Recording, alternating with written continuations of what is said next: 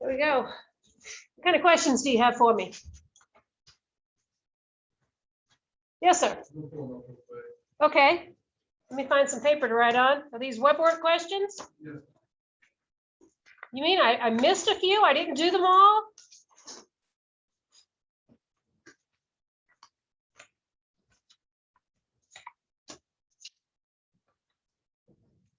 Oops, I forgot to scan those notes. Let me find some paper here. There's some. Okay. Web work questions.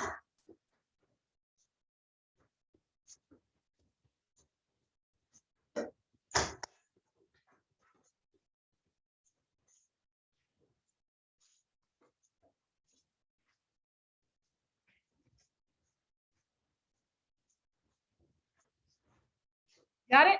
It's number 5. It says, given that sine theta equals -4y with cosine less than 0, find remaining frequency. Okay. Given that, we want to find, let's see, we got sine, so let's go get cosine of theta,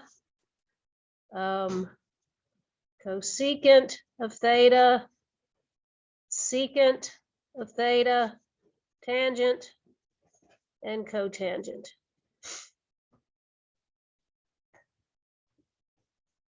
Now, there are several ways we can go about this problem. We do have some basic trig identities that'll help us get the cosine of theta. We can find the cosine of theta using the fact that sine squared plus cosine squared is 1.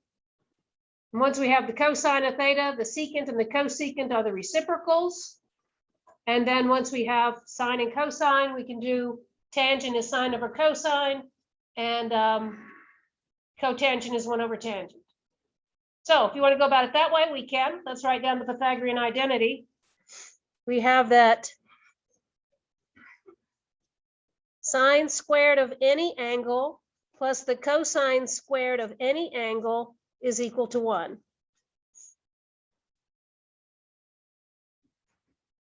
We're given the value of the sine. It's -4/5.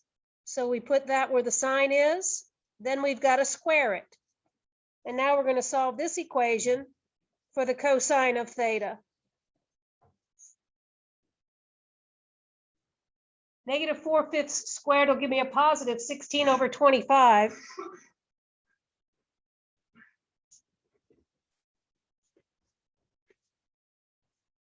I'm going to subtract the 16 over 25 from 1.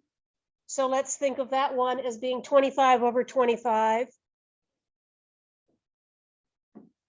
And that gives us that the cosine squared of theta, 25 minus 16 is 9. And now we take the square root, and keep in mind that cosine's got to be negative.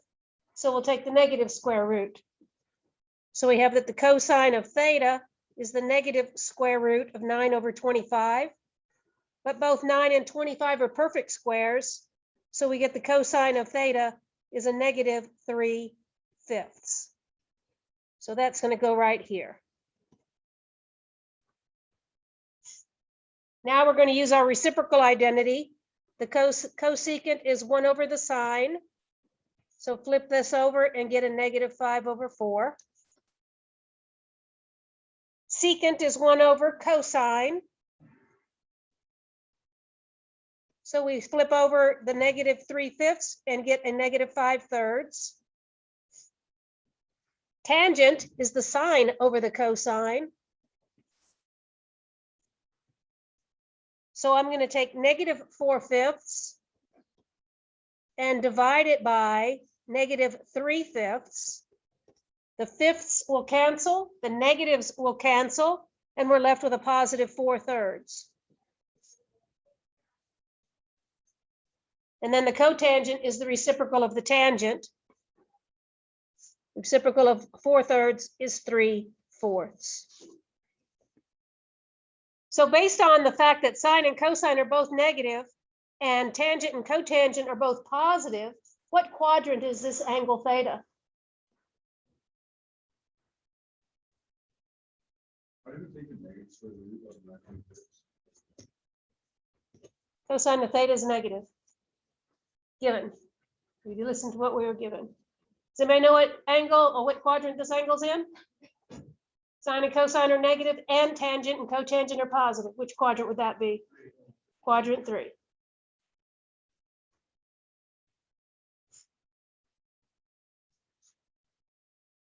Okay. Now let me show you another way that you could have done this. We could have used the right triangle trigonometry that we did back in chapter whatever, 2. We could draw a right triangle where the sine is -4/5. Sine is y over x. So we can make the y value negative. I'm not y over x, y over r. So I can put a -4 here. Put the origin right here. R is 5. And then maybe you recognize you have a 3, 4, 5 triangle. Since cosine is negative, that means x is negative. So that means I put a -3 here. And then you can use this triangle and the ratios of sides, that cosine is x over r, secant is r over x, cosecant is r over y, tangent is y over x, and cotangent is x over y, and you'll get the same ratios. Okay? So just because we're not doing right triangle trigonometry anymore, we can still pull it out. We don't forget it. What else?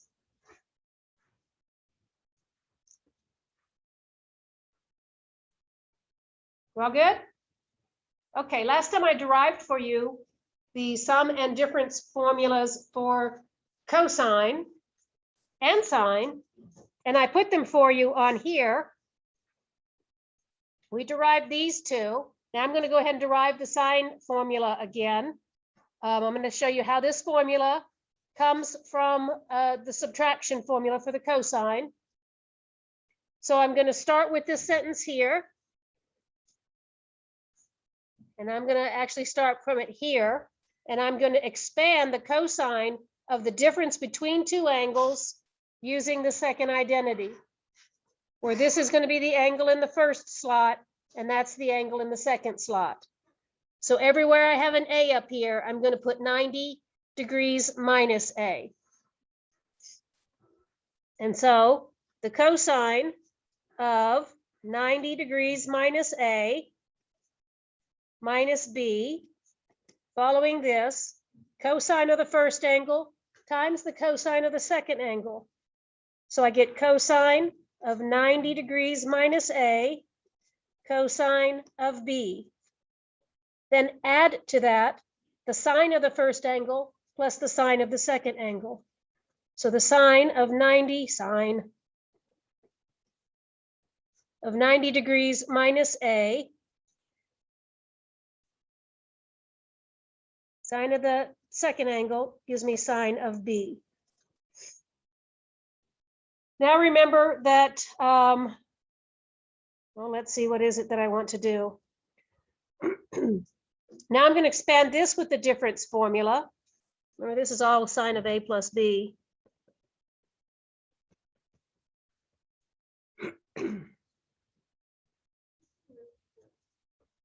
Oh, let's move that. That's where that thing come from. There we go. Let's straighten that thing out. Let's move this out of the way. Let's straighten that out very much. All right, let me get my bearings back on me.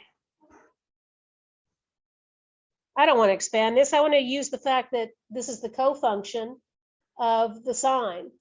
We have our cofunction identities.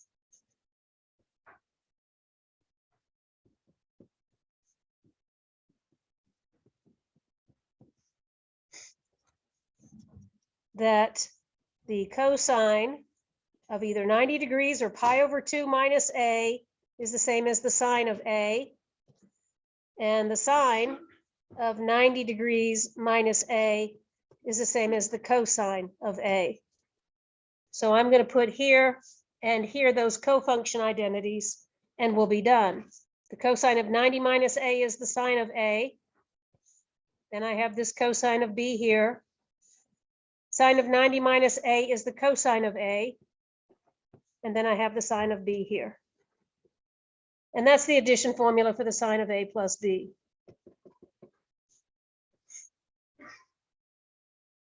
So remember, there's not a distributive property for sending a trig function through a sum or a difference. I can't say the cosine of a plus b is the cosine of a plus the cosine of b. And you're going to try to tell me that many, many times. Some of you will try to tell me that on a test, which will be a fatal flaw. The cosine of a plus b follows this formula. So does the sine of a plus b. Then we've got a difference formula for both of them. And then we can generate these, which I'm going to do next. I'm going to derive the two tangent formulas. I really don't need those two tangent formulas because I have formulas for sine and cosine. And if I ever want the tangent of a plus b, I can just find the sine of a plus b divided by the cosine of a plus b. But you do need to be able to recognize an identity when you see one, because I've got some examples here where I've given you this expression with some angles in it, and you have to work backwards to get this expression. So just to get us practice at verifying identities, we're going to verify that the tangent of a plus b is that little fraction over there.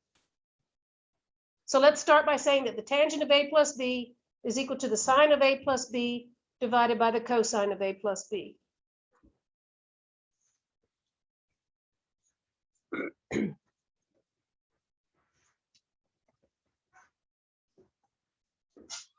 Bless you.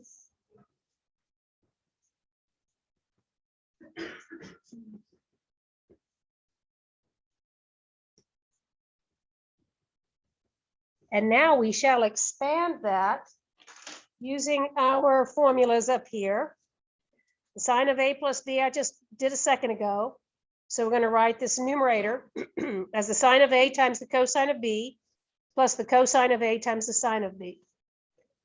So it's the sine of the first angle, cosine of the second angle, and then plus cosine of the second angle, I said, plus the sine of the second angle, cosine of the first angle. The cosine, though, goes cosine, cosine minus sine, sine. So we'll have cosine of A, cosine of B, minus sine of A, sine of B.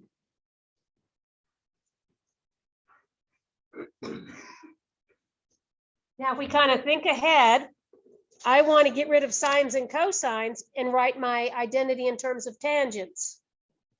So in order to get tangents on the right-hand side, I've got to take my sines and divide them by cosines. So what I want to do next is divide all four terms by the cosine of A. Divide all four terms by the cosine of A.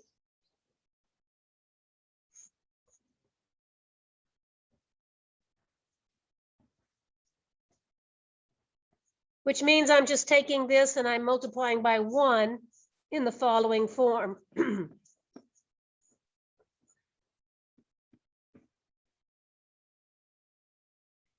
And so it'll look like this: the sine of A, cosine of B, divided by the cosine of A, plus the sine of B, cosine of A, divided by the cosine of A. Now we're going to do the same thing in the denominator. I'll have cosine of A, cosine of B, divided by the cosine of A, minus sine of A, sine of B, divided by the cosine of A. Now some of those cosines are going to cancel for us. Or some of them will. Some of the sines over cosines are going to turn to tangents. This one here turns to a tangent of A.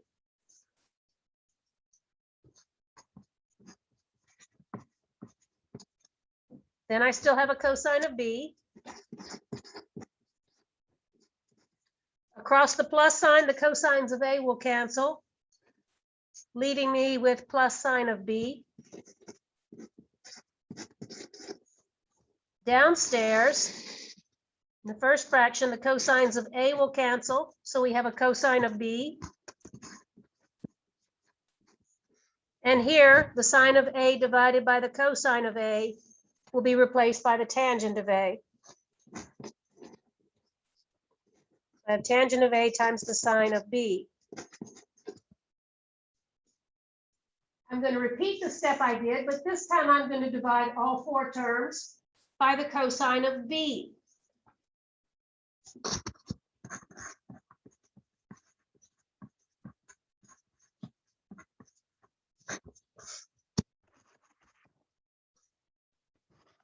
So 1 over the cosine of B, 1 over the cosine of B. We're going to send that through those four terms.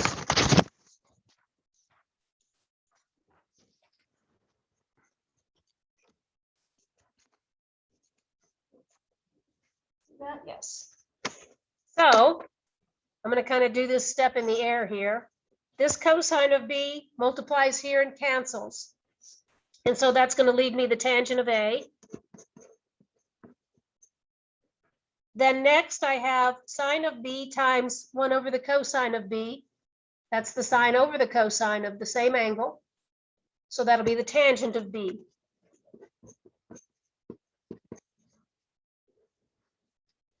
This goes to here. Cosine of B times 1 over the cosine of B will give me 1. The tangent of A times the sine of B over the cosine of B. Sine B over cosine of B is going to be a tangent of B.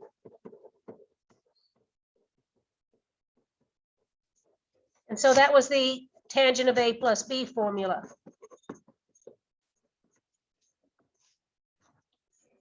Then to get the tangent of A minus B formula, we replace B with minus B, and remember that the tangent is an odd function. The tangent of A plus minus B is the tangent of A, tangent of minus B, divided by 1 minus tan A, tan of minus B.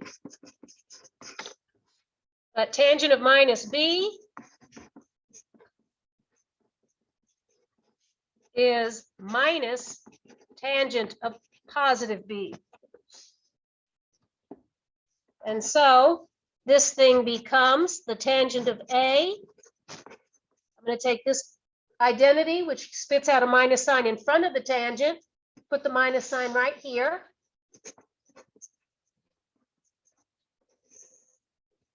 And I got the 1, this minus sign from the identity. I'm going to join it with this one to give me a plus.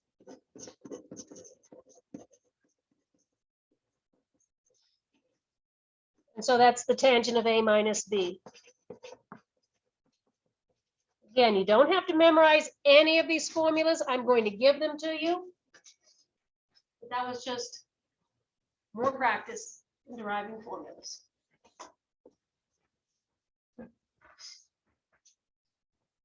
Any questions?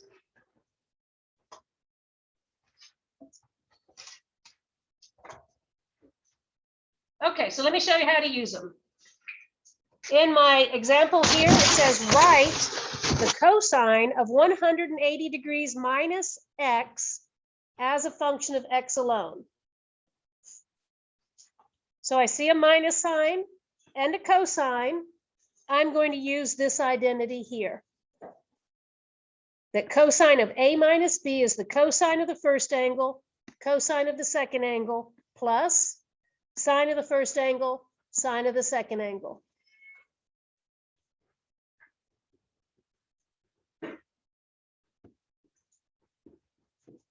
Cosine, cosine, plus sine, sine. So cosine of 180 degrees, cosine of x, plus sine of 180 degrees, sine of x. 180 degrees is the same as what radian measure? Pi. Do you know the cosine of pi? It is -1. What about the sine of pi? 0. So we're going to put -1 here. We're going to put a 0 here. And so we have minus the cosine of x because that multiplies to 0. So there I've written the cosine of 180 minus x strictly in terms of the cosine of x.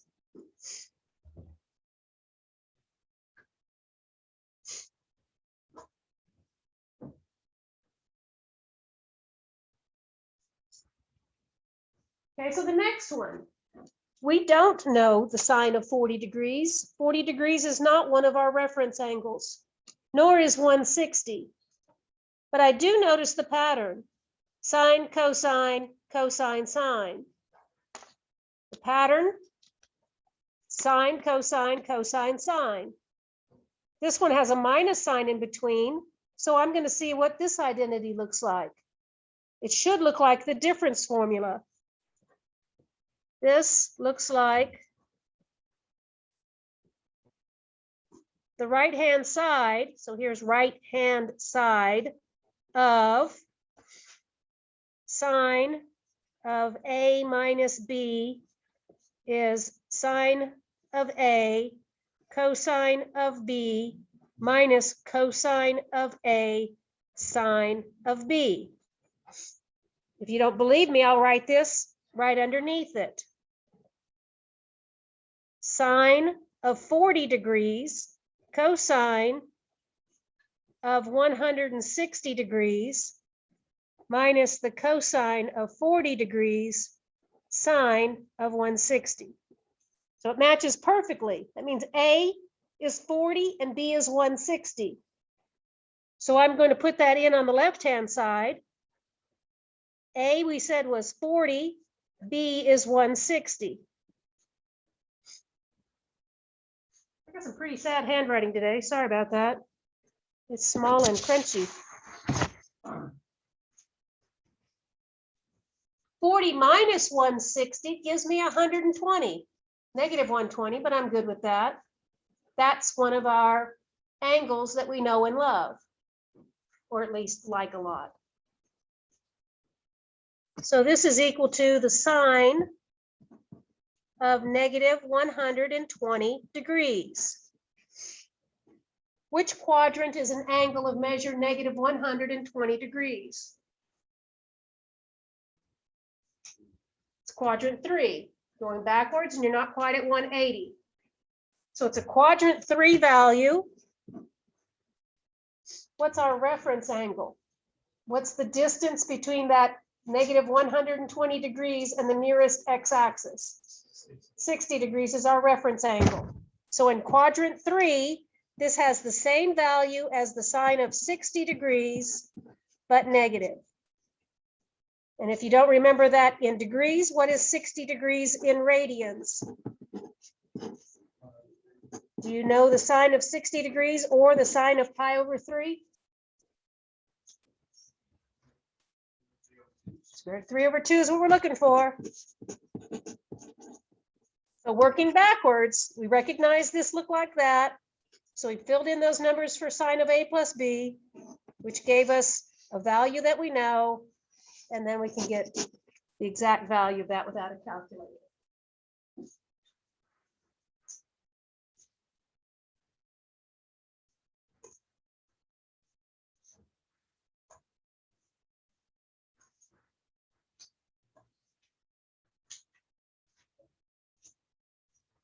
Okay, so a typical problem is what we've seen in web work. If you know the sine or cosine or one trig function of a given angle, you know all 6 of them. Well, these identities have 2 different angles in them, an A and a B. So here in the next example, I gave you the value of one trig function of angle A. So you should know all 6 of those. And then I gave you the value of one trig function of angle B. and I want you to find the values of the differences.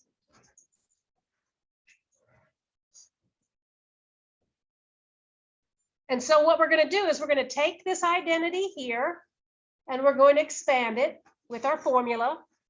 Then I'll see what numbers I need to fill in. So let's start with the sine of a minus b.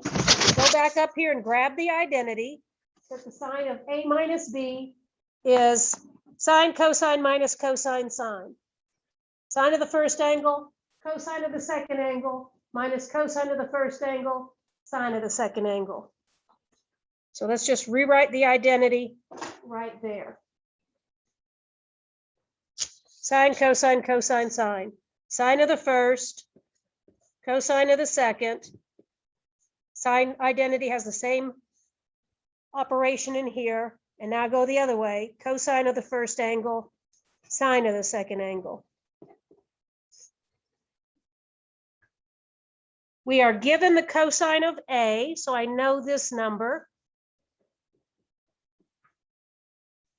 And we're given the sine of B, so I know that number. And we'll figure out these two in a minute. Cosine of A is -7/25. Sine of B is -3/5.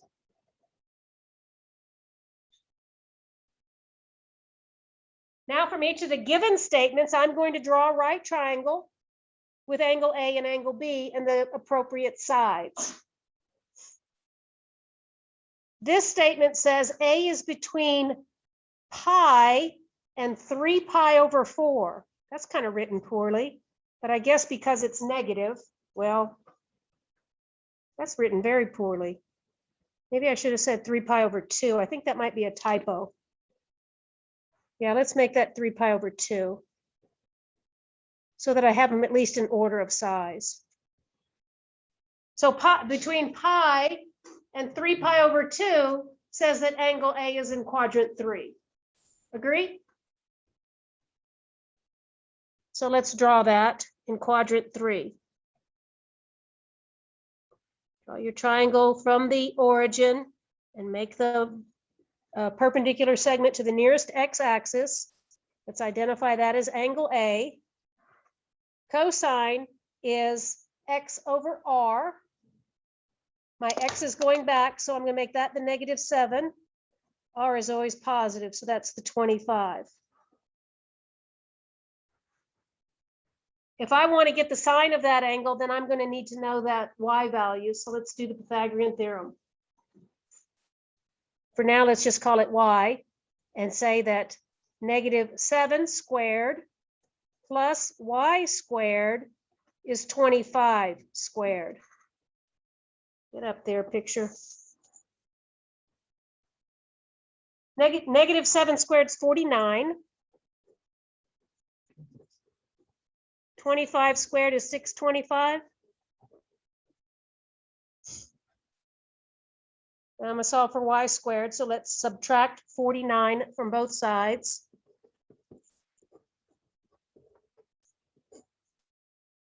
Let's see, that'll give me a 6 here. That's an 11, so that's a 7. 576, do you recognize that number as a perfect square? 576, anybody?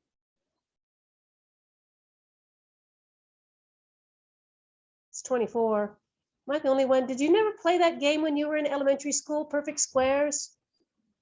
Today's education's just lacking.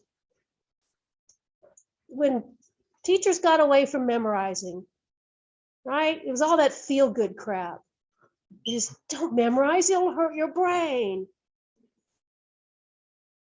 But look, I still remember, and I'm a long way removed from elementary school. All right, it's 24, dadgummit. Y is going down, so I'm going to use a -24.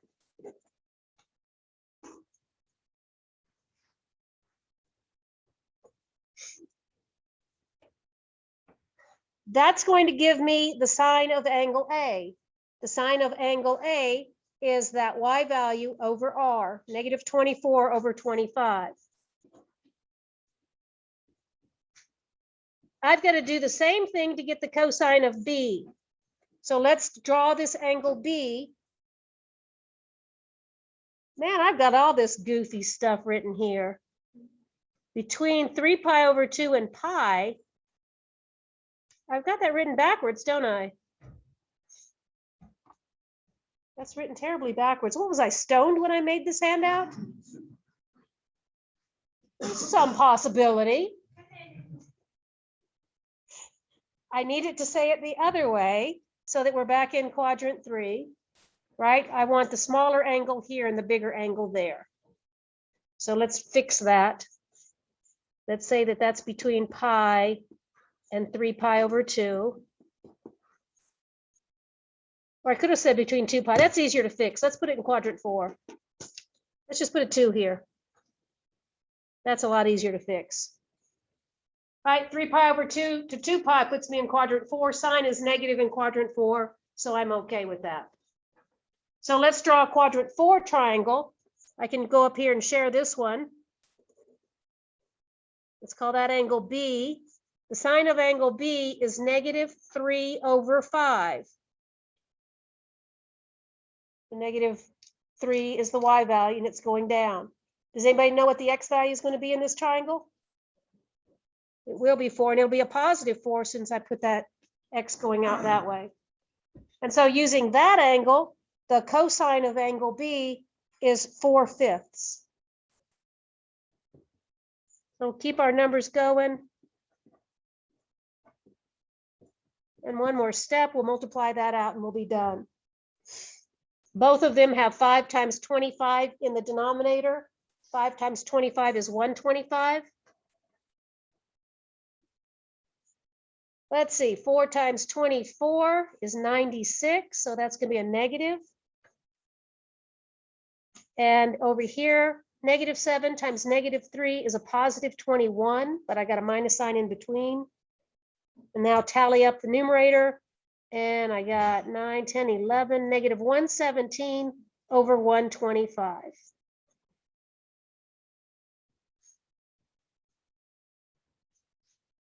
Do you enjoy that?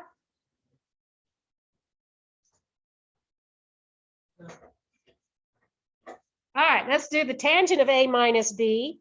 I've got that formula written up here. The tangent of A minus B is the tangent of A minus the tangent of B divided by 1 plus the product of the tangent of A and the tangent of B. So let me write that identity right here so that I can look at it. The tangent of A minus B is tangent of A minus the tangent of B divided by 1 plus tan A tan B. We're going to have to go and use these triangles to figure out what the tangent of A and B are. So to get the tangent of A, you have to look at the triangle here on the left. Which 2 sides do I need to get the tangent?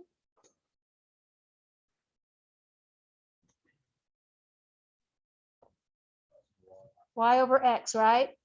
So Y is negative 24, X is negative 7. Negative 24 over negative 7. The tangent of B is Y over X, negative 3 over 4. Now let's put those numbers where they belong downstairs.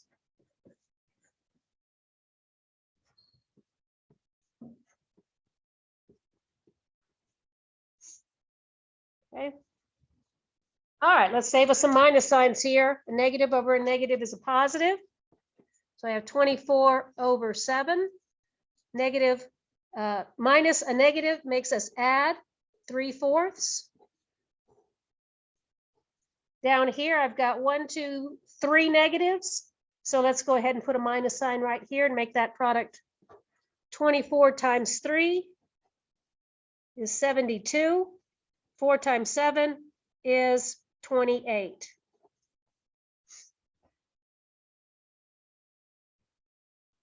You can leave it there on the test. I'm going to go a little bit further because in the next section, I want to know what quadrant this is in. So the sign of this will be important. To add 2 fractions, you need a common denominator. So my common denominator is going to be 28. So I've got to multiply this fraction by 4 over 4, this one by 7 over 7, and think of this one as 28 over 28. And now everything's going to be over 28. 4 times 24 is 96. 3 times 7 is 21. And then 28 minus 72. Oh, I don't know. Is that about 44? Yep. Over 28.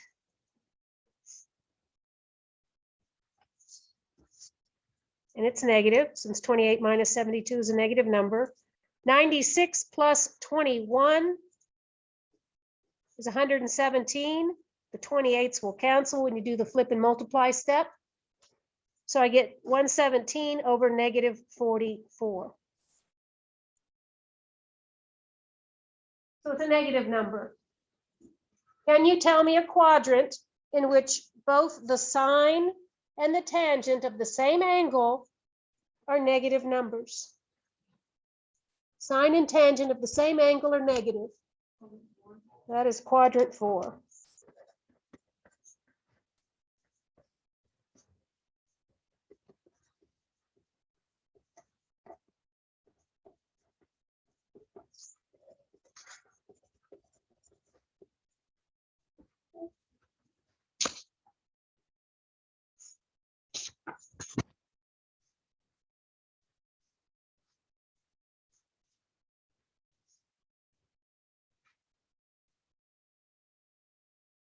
All right, let me see if I got another page for you. Look, there's more on that.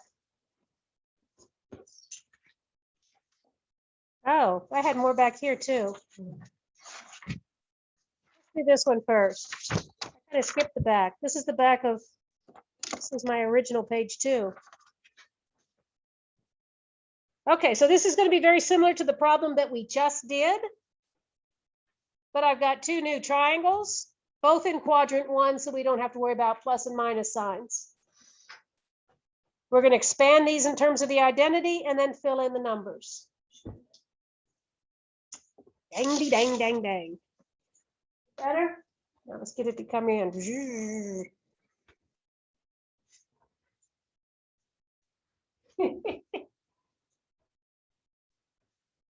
Okay.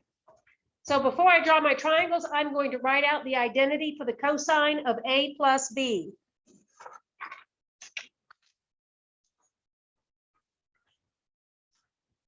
Cosine of A plus B, as a reminder, cosine of A plus B is cosine, cosine minus sine, sine.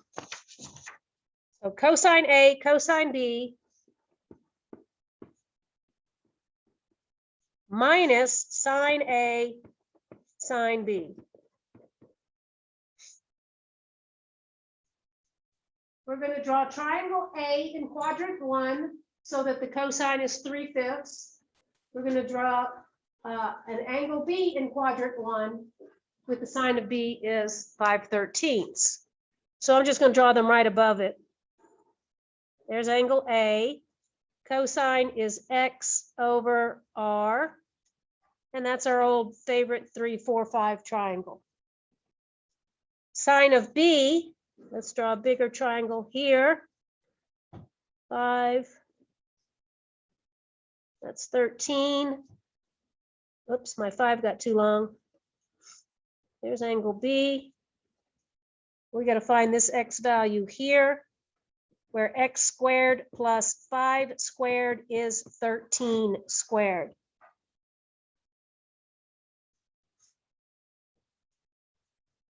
Five squared is 25. You knew that one. 13 squared, anybody? Yay. So when I subtract 25 from 169, I get 144. Do you recognize that as a perfect square? 12. See, I shamed you into remembering your perfect squares. Or maybe you knew this was a 5, 12, 13 triangle. So we got our sides of the triangles. Now we can just fill in our values. Cosine of A was given. It's 3/5. Cosine of B we get from the picture with angle B. Take your adjacent side divided by the hypotenuse. Cosine of B is 12 over 13. Sine of A comes from the triangle with angle A. It's the opposite over the hypotenuse. So sine of A is 4/5. Sine of B was given, that's 5/13. Both of those have a 5 times 13 in the denominator, and 5 times 13 is 65. So I'm going to write those as something over 65. Here I get 36. There I get minus 20. So my numerator simplifies to 16 over 65. That's the cosine of A plus B.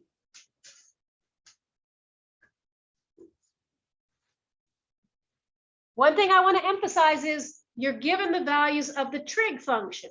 You're not given the angle. A lot of times I see a student make the mistake that says, if the cosine of A is 3/5, then you slip in a 3/5 where the A is. That's not what you're given. We don't know the angles. We know how they produce sines and cosines. So you're filling those in for the entire trig value. All right, start the same way with the next one. We're going to go back and flip the page and show you what the identity for the sine of A plus B looks like. Then I'm going to expand it out back here.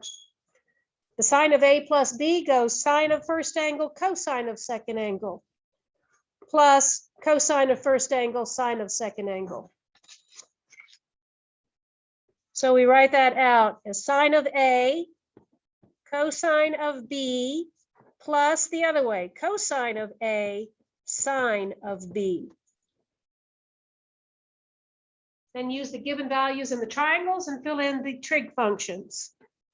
Here's triangle angle A, sine of A was 4/5. Cosine of B is 12/13. Cosine of A was given, that was 3/5. Sine of B is given, that's 5/13.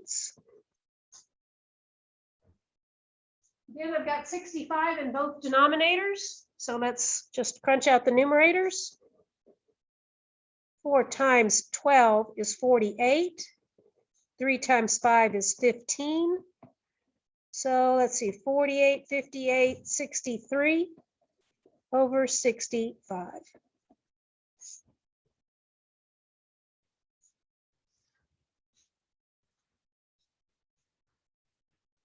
Now the tangent of A plus B has an identity, but who needs it?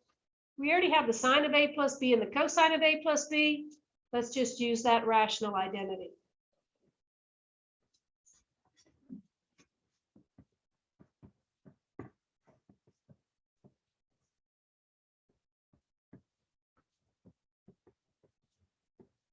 So we're going to take 63 over 65 and divide it by 16 over 65. And so we do the flip and multiply step so that you can see the 65s cancel. And our tangent is 63 over 16.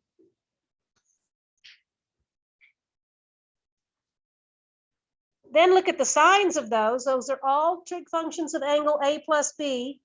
And sine, cosine, and tangent are all three positive. So in which quadrant do we find the sine, cosine, and tangent of an angle all positive? That's a quadrant 1 angle.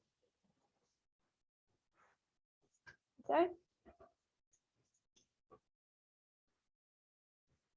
Is it possible to add 2 quadrant 1 angles and get an angle that's not in quadrant 1? Sure, 60 plus 60, right? 60 is in quadrant 1, add it to itself, you're at 120, so that's in quadrant 2. Can you get a quadrant 1 angle plus a quadrant 1 angle in another quadrant? Yeah, if the angles were negative, I can add 2 negatives together, or one's negative and one's positive. I can get a quadrant 4 angle out of that sum, right? Okay, next one. Write 15 degrees as the difference between two reference angles. See, I lost an S here. And then find the sine and cosine of 15 degrees. Anybody know the sine and cosine of 15 degrees? Nope, nope, you don't. Here are reference angles: 0 degrees, 30 degrees, 45 degrees, 60 degrees, 90 degrees. You got any of those two whose difference is 15? 45 and 30? Or we could do 60 and 45, but 45 and 30 works for me. Let's write 15 degrees as 45 degrees minus 30 degrees. So that if I want to find the sine of 15 degrees, I find the sine of 45 degrees minus 30 degrees. Which is not equal to the sine of 45 degrees minus the sine of 30 degrees. If it was, I wouldn't have spent the last hour talking about these danged identities. The sine of 45 degrees minus 30 degrees will obey the formula given by the sine of A minus B. So let's write down the sine of A minus B.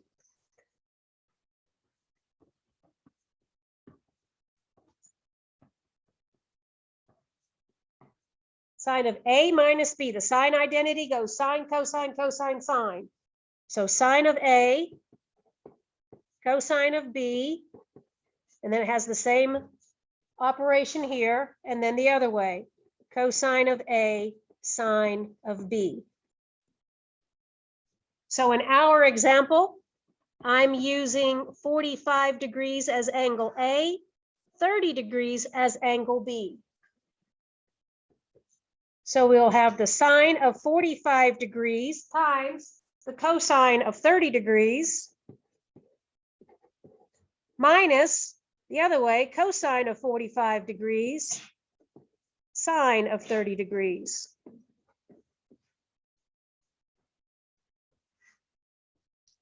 (45 degrees is the same as pi over 4.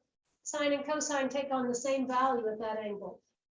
What are the sine and cosine of 45 degrees? Square root of 2 over 2. So this number here is the square root of 2 over 2. And so is this one. 30 degrees is the same as pi over 6. Does anybody know the cosine of pi over 6? Square root of 3 over 2. And the sine of pi over 6? 1/2. So we make this product. Now, when you multiply the square root of 2 with the square root of 3, you could leave it as square root of 2 times square root of 3, or you can write that as the square root of 6.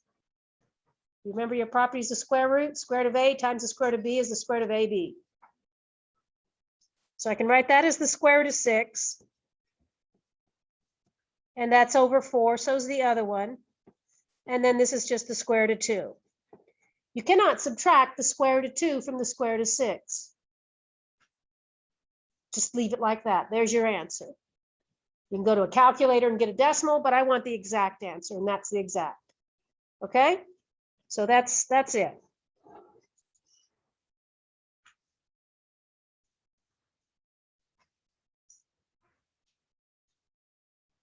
All right, now we're going to go into Radian Measure and see if we can mimic what we just did to help us find the tangent of 5 pi over 12. I want to know if the sum or difference, yes. Oh, gosh, yes, let's find the cosine. There it is right there. Okay, I need more room.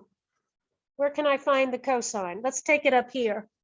I got some room right there. Thanks for waking me up. So the cosine, let's see if you can see that. Yes, you can. The cosine of 15 degrees is the cosine of 45 minus 30 degrees. The cosine difference formula goes cosine, cosine plus sine, sine. So it's cosine, cosine plus sine, sine. Cosine of the first angle, cosine of the second angle, plus the sine of the first angle, sine of the second angle. We got those values a second ago. Cosine of 45 degrees was radical 2 over 2. Cosine of 30 degrees was square root of 3 over 2.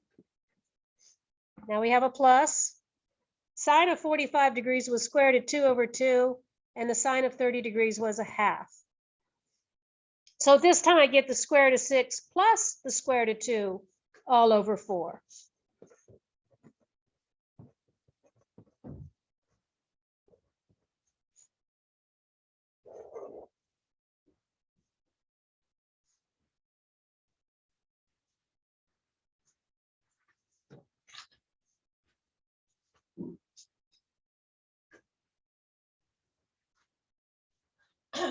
All right, next.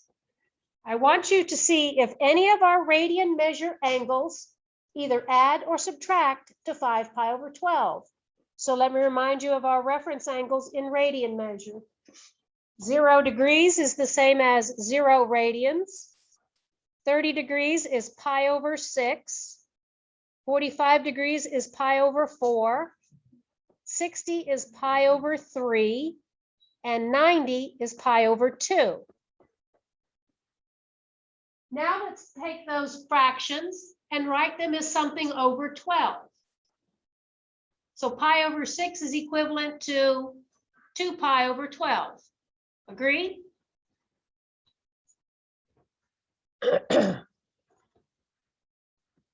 Pi over 4 is equivalent to 3 pi over 12.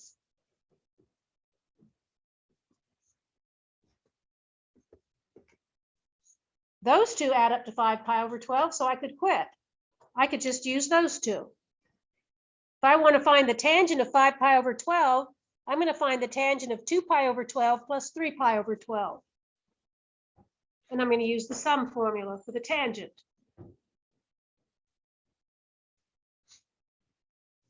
So the tangent of 5 pi over 12 is the tangent of 2 pi over 12 plus 3 pi over 12.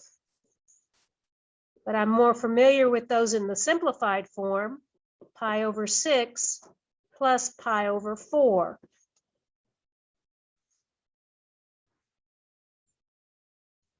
Now I'm going to write down the tangent identity. We have it up at the top of the page in terms of sine and cosine.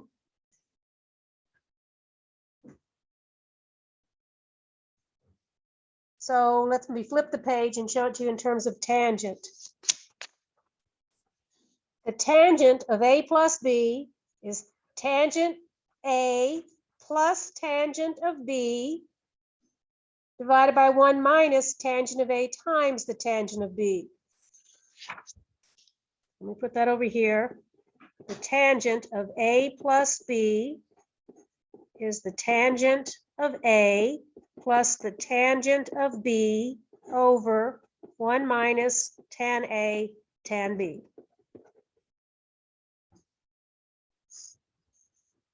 I'm going to write that out here where A is pi over 6 and B is pi over 4.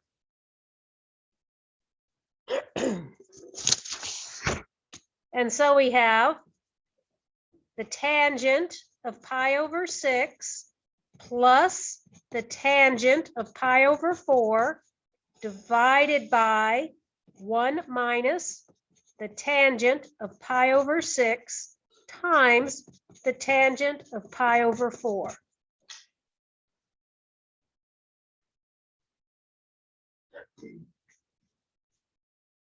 And remember, at pi over 4, sine and cosine were both the square root of 2 over 2.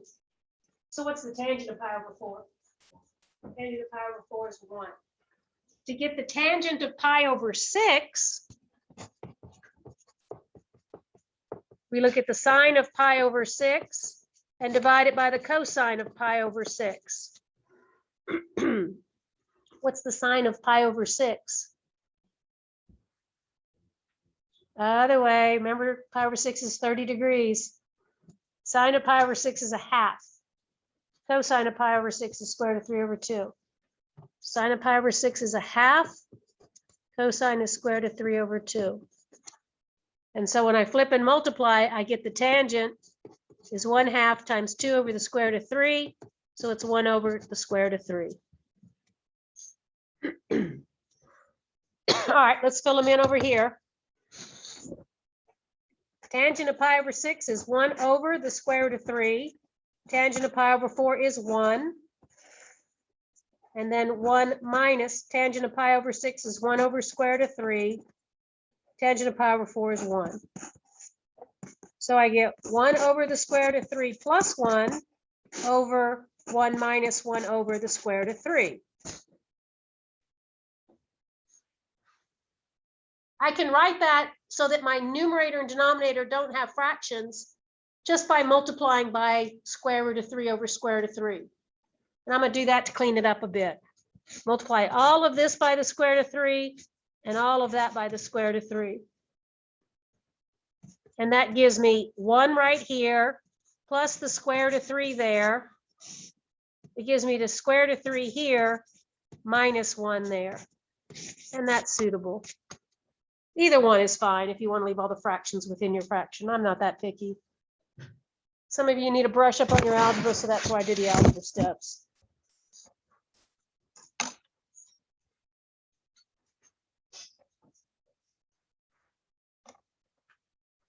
I got one more page. Can we do it? You hanging in there? Need to get up and take a lap around the room? Oh, take a lap. Go down the stairs and up the stairs. That'll perk you back up.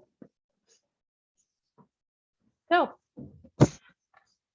When you fall, we'll laugh. All right, so now I'm on the very back of my second page. We're going to use these identities to verify other identities. I'm down here. The first one I want says that when you add sine of x plus y with the sine of x minus y, you should just get twice the product of the sine of x cosine of y.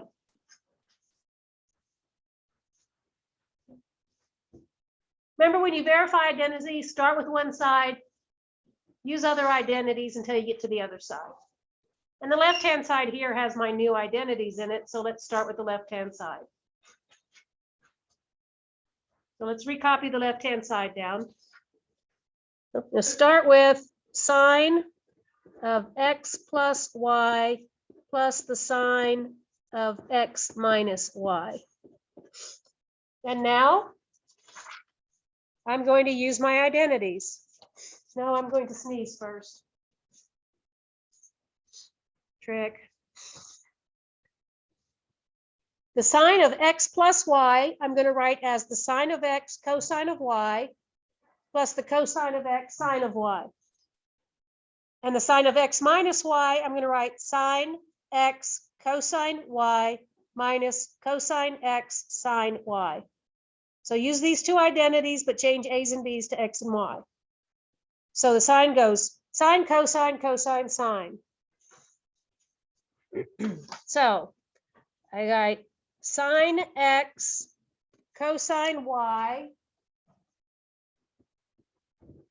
And the sine addition formula has the same operation in between, so I put a plus. Now the other way, cosine of x, sine of y.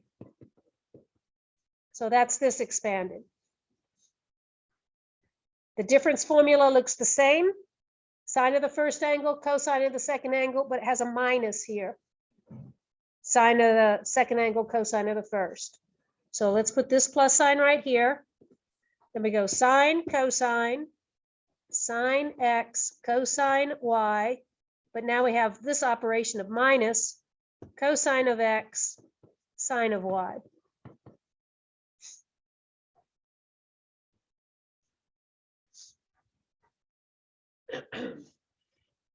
All right, here's a cosine of x, sine of y. Here's another one of them. One's plus, one's minus. So these two are going to add to 0. Here's a sine of x, cosine y. Here's another one of them. When you add two like expressions, you add the numbers in front. So I've got one of these added to one of these to give me a grand total of 2 of those. So these two here add to 0. These two here finish me off.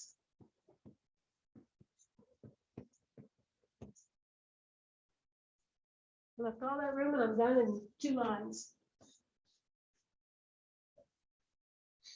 I have to think of another problem to fill in right here.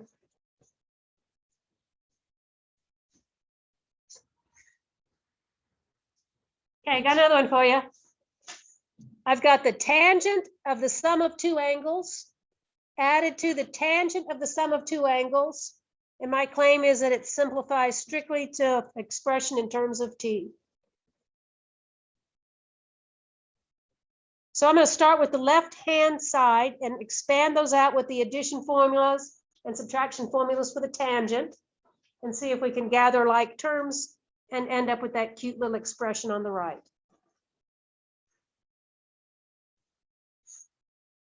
So let's copy down the left-hand side. Tangent of pi over 4 plus t plus the tangent of pi over 4 minus t.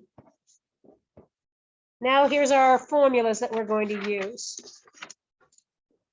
The tangent of a plus b is tan a plus tan b over 1 minus tan a tan b.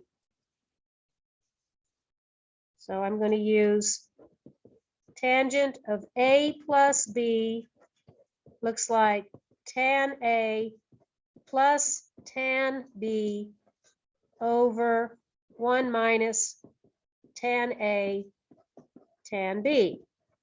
Tangent of a minus b flops these two signs.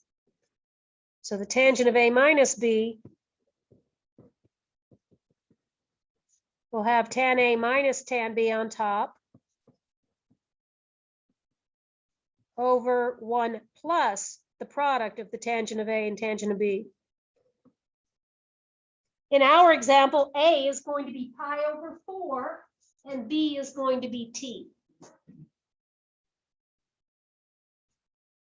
So this will look like, using this, where a is pi over 4 and b is t. I have the tangent of pi over 4 plus the tangent of t divided by 1 minus the tangent of pi over 4 times the tangent of t. That is this one. Now I got to add it. So here's my addition sign to this one. So I'm going to use the identity up here, where a is pi over 4 and b is t.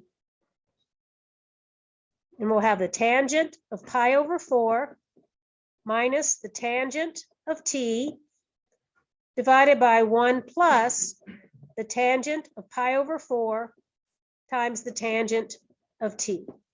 So I'll put it in parentheses and emphasize that that goes with the second one. The parentheses aren't holding anything.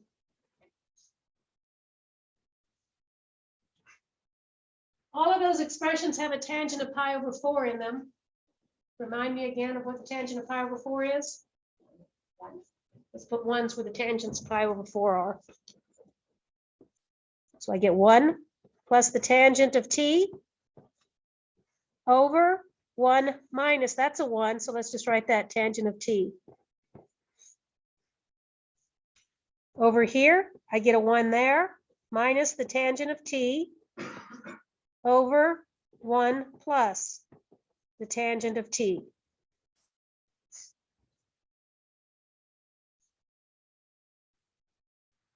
How do I add two fractions together? We need a common denominator. The common denominator is going to be the product of those two denominators. So I'm going to multiply that first fraction by 1 plus tan t over 1 plus tan t. I'm going to multiply the second fraction by 1 minus tan t over 1 minus tan t. So let's get a common denominator.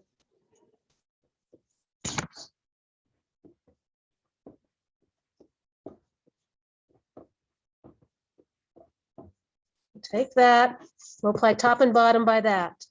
1 plus the tangent of t over 1 plus the tangent of t. Same deal here. Copy down the second fraction.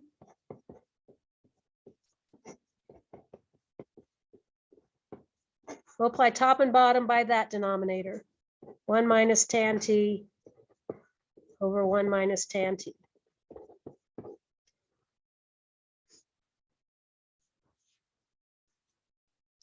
You didn't think you were going to get away with not folding something out today, did you?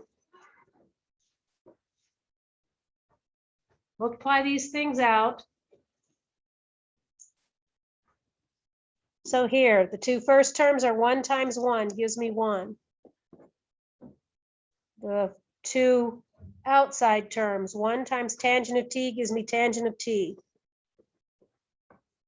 Now the two inside terms, tangent of t times 1 is another tangent of t. And then the two last terms will give me a tangent times a tangent. That's a tangent squared.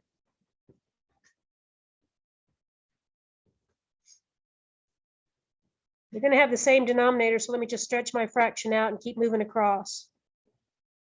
Now we're multiplying these guys out, and we'll get the same deal. We get 1 times 1. We get 1 times minus tangent of t. So we put a minus tangent of t here. Then we get another 1 times minus tangent of t. And then we get minus tangent times minus tangent, which would be plus tangent squared.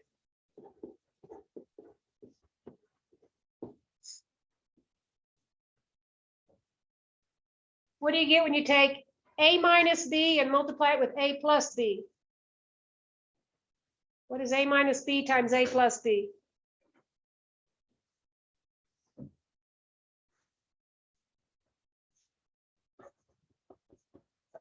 Come on. I'll send you guys back to algebra.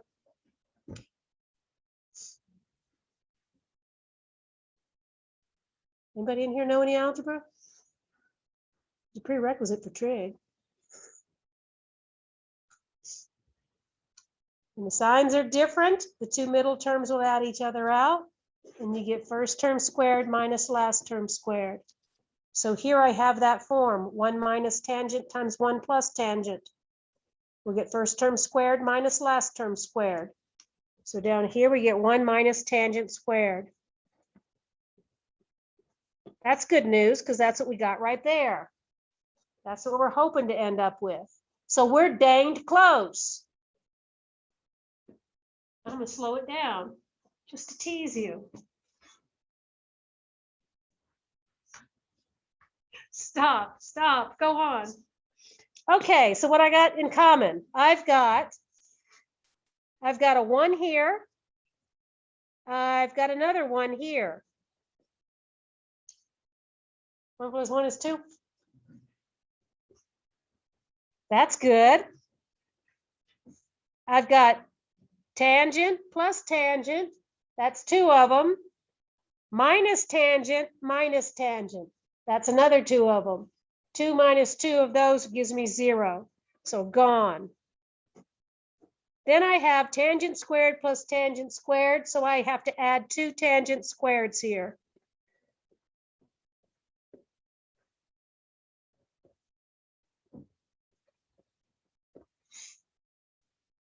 Okay, I've got a common factor of 2 that I'm going to pull out. And when I pull that out, I have 1 plus tangent squared of t right here.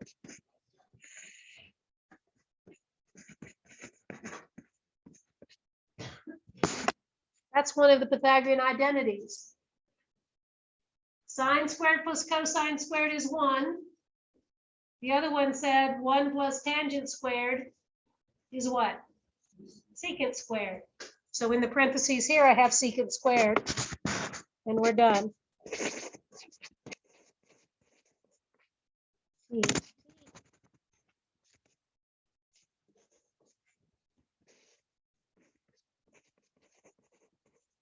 got it. That would take a little bit longer. We got there.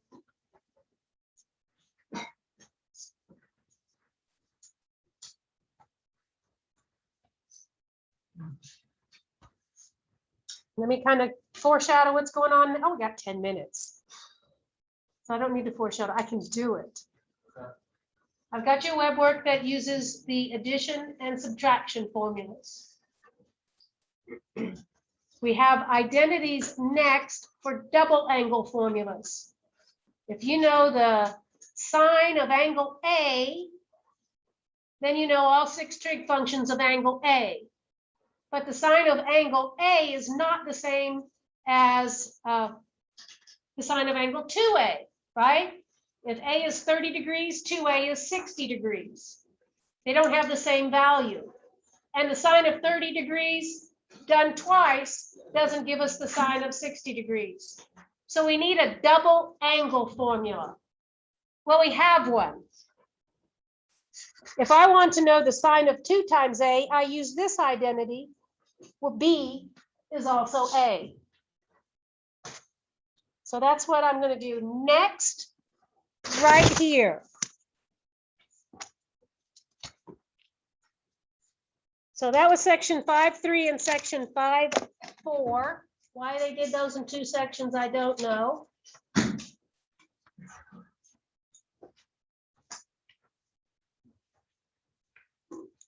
Section 5.5 has the double angle identities.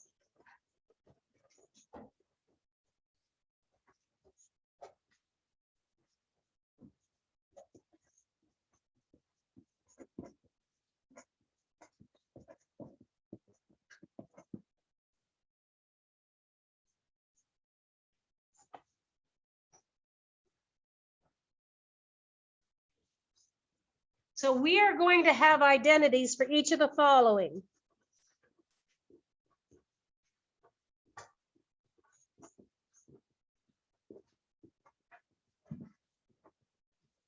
For the sine of twice an angle, the cosine of twice an angle, and the tangent of twice an angle. We have identities for them because the sine of twice an angle is not equal to 2 times the sine of the angle. And the same is true for every one of these guys.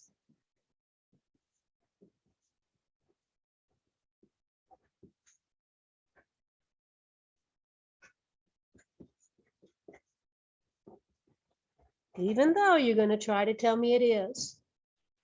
But if A is 30 degrees, then 2A is 60 degrees.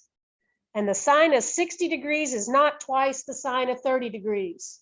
Sine of 30 degrees is a half. 2 times a half is 1. Sine of 60 degrees is square root of 3/2.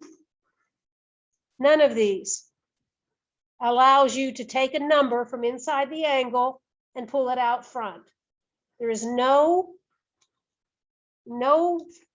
way to take something from an angle outside of the angle. It's protected by that trig function. So we're going to derive these identities next time by writing the sine of 2A as the sine of A plus A and use our addition formula. We're going to write the cosine of 2A as the cosine of A plus A using our addition formula. I never remember the tangent of 2A because I always just take the sine of 2A over the cosine of 2A. But I know these identities because in calculus, we use them all the time. All the time. So those of you who are going to be taking calculus next semester, this is going to be a pretty important section for you. Got to remember these things. Okay? The rest of you, just try to make it through. All right. Thank you, guys. Anybody at home? people here wanted to go, so I'm letting them go.